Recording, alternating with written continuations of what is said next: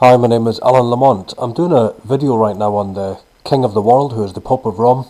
He is the ultimate ruler. He is the universal monarch over all monarchs today. All crowned kings and queens are subordinate to the Pope of Rome. He is the King of the World today. He is the one that rules over all governments and parliaments, and he is the head of the Holy Roman Empire.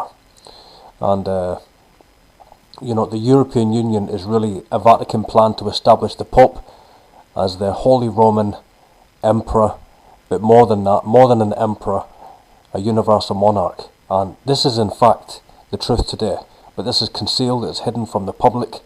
But the truth is that the Holy Roman Empire consists of the royal bloodlines of Europe, They rule over the governments, and people need to understand, really what is happening across the earth is that there is a one world government, and it is ruled by the Roman Emperor, the Roman Caesar, and he has the temporal power, the political power to rule the world.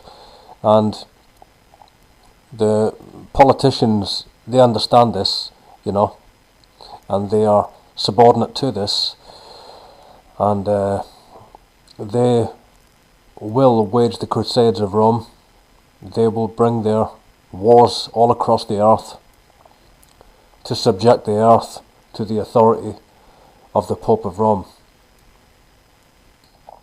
And the Roman Catholic Church considers that it has the right to rule in the temporal affairs of the world, and the Church represents the authority of God, and the Pope, he is a king, and he has the right to rule as the Vicar of Christ in the place of Christ. And that is that through the Pope and through his bishops and through his priests, they say the sovereignty of Christ is exercised in the affairs of nations and society. Now, this is not something that is going to happen away in the future. It has already happened. I've been saying for a long time that the monarchies control the governments, and that is the truth.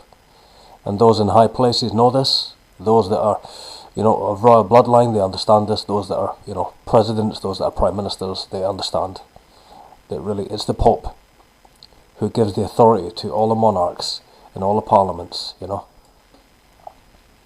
us not forget that in 1973 Europe was simply a common market.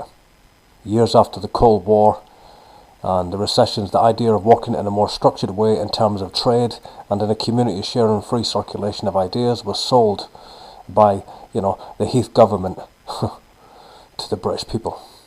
However, what the electorate did not know was that the plan all along was to form a state of nations, that is the United States of Europe, not the cooperation of nation states, but in their incorporation into a superstate, which would rise up to be the power which would overturn the sovereignty of nations. This has always been the agenda of the Vatican, and then we had the common market and then the European community, and then it formed into the European Union, and then you have a European monetary system, and obviously this was planned all along.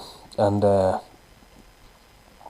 quotation really from the Vatican, quote, the Church, the Pope, in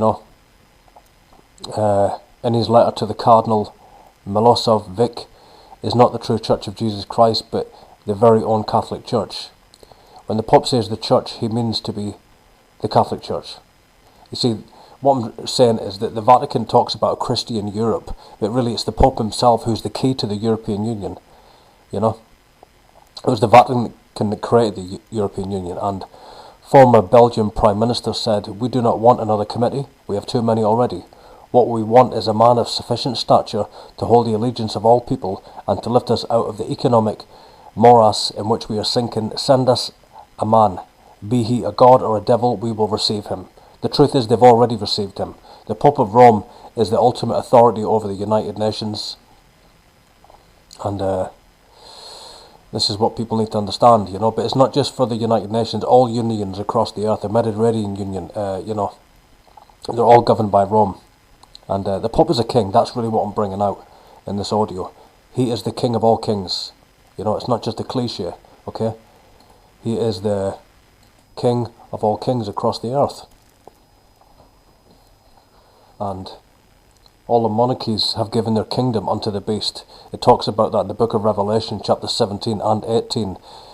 It talks about how the 10 kings will give their kingdom unto the beast until the words of God are fulfilled. And this is what has taken place. It's not gone to, it has taken place. And so when people look at the New World Order, they look at all of the low-level societies. And this is exactly what the Vatican wants. They want people looking at, the Illuminati, the Zionist movement, the Freemasons, the Bilderbergs, These are just front organisations. They mean nothing. Nothing. It's the Vatican that is the one world government. It's the Vatican that rules over Washington, D.C., And all of these governments are ruled by Jesuit provincials from their Jesuit universities. And but ultimately the politicians, as I'm talking the presidents, the prime ministers, they are under the power of the kings and the queens of Europe, the Holy Roman Empire. But the Pope is the king. He is the monarch. He is crowned with a triple tiara, and his crown is above all kingdoms and above all thrones. He is the universal ruler and governor of this world. It's actually proclaimed over every pope when he's crowned at his coronation. Quote, "Thou art the Prince of Princes, thou art the governor of the world, and thou art God upon the earth." He is God. Manifest in the flesh, he's God. That's the truth. The Pope is not just a religious ruler of the Vatican. Okay? He is the ruler of world politics. He's the ruler of Washington, Westminster, the United Nations, and every union across the earth. And it is the kings and the queens, obviously King Juan Carlos of Spain, he obviously governs, politics within Europe, but also within America. He has oversight over world leaders, over world politics. There are other monarchs also, but King Juan Carlos of Spain, he's a member of the Order of the Garter. He's connected to, the British monarchy, obviously, the corporation city of London. This is a worldwide structure, and the truth is that all of these monarchs who rule our governments, they are High Vatican Knights of Rome. They are, members of the Order of St. Gregory, the Constantinian Order of St. George, the Knights of the Equestrian Order, the Knights of Malta, the Knights Templars, and there's many other knighthoods.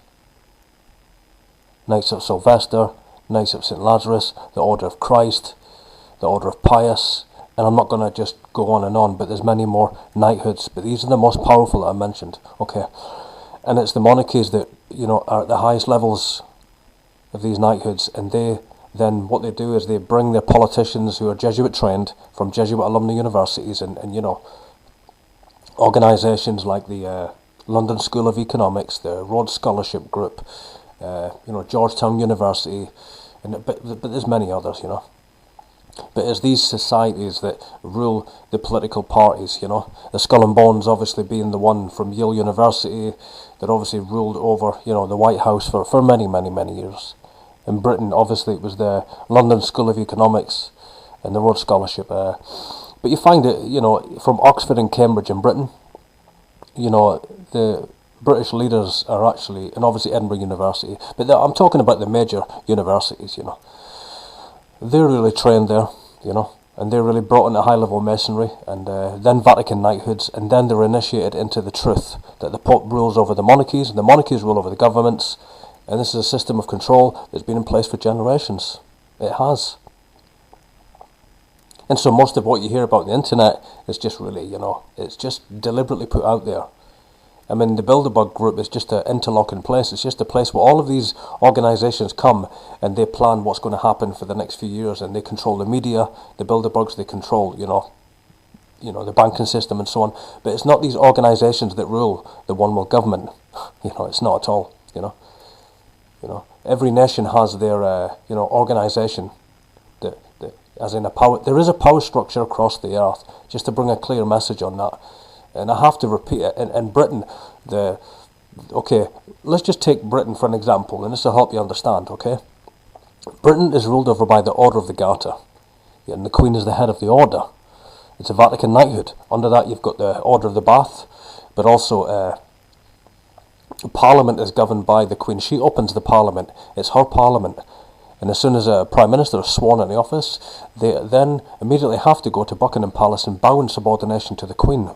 Okay, what are they bowing to? What power are they subordinate to? It's not Queen Elizabeth II. It's not the monarchy. It's not that crown. She is governed by the Lord Mayor. She is governed by the Jesuit provincials in London. She is governed by the Corporation City of London itself, the Templar City of London, the Masonic City of London. She's under the power of that order and that system of control. So what they're bowing to is the power of the Vatican. They're bowing to the power of the Jesuits. And so that's how, that's the system of control. You have the Jesuit provincials and govern the monarchy. The monarchy governs Britain through the Royal Institute of International Affairs, and that's how it happens. America, same thing. Same thing. The presidents come from, Jesuit-controlled secret societies. They obviously, are based at universities, and then they choose their, leaders. The majority of them come from, bloodlines that are subordinate to the Jesuit order, and then they are obviously trained from Jesuit universities, and then they are then brought into the office of, President of the United States. But they answer to the Jesuit provincials at Georgetown University, and this is how it happens. This is how it happens. All over the earth you'll find this. You'll find that. And as I said, America is governed by the Crown of London. Okay, world politics is governed by the Order of the Garter, but behind that is the Jesuit Templar Crown, City of London. This is all across the planet, all across the earth. And the lowest level is Masonry. And most world leaders are high-level Masons, There was a lot of controversy at the Pope's funeral where Prince Charles shook the hand of Robert Mugabe. But the truth is that he's a member of the Order of the Bath. He visited the royal family. I've got pictures of him and Prince Charles in, the 70s and 80s, He's a Vatican Knight of Rome. Nelson Mandela, there again, he's a Knight of Malta. He is a Knight of Malta. He's a Vatican Knight of Malta. So all nations, all the presidents are either high-level Masons or Vatican Knights. Nelson Mandela, as soon as he came out of prison, he went straight to Britain. And what did he do? He had an audience with Queen Elizabeth II, because he was under the power of the Crown. And then and only then was he knighted into the Knights of Malta. He was brought into the Vatican power structure. Okay, I'm going to end now. There's a lot I could say, but that's the message really. Let me bring a final conclusion. The Pope today is the King of Kings. He's the governor of the world. He's the ruler of all monarchies. And it's the monarchies that rule the governments and the parliaments and the politicians. Okay, my name is Alan Lamont. Thanks for listening, and as always, all roads lead to Rome.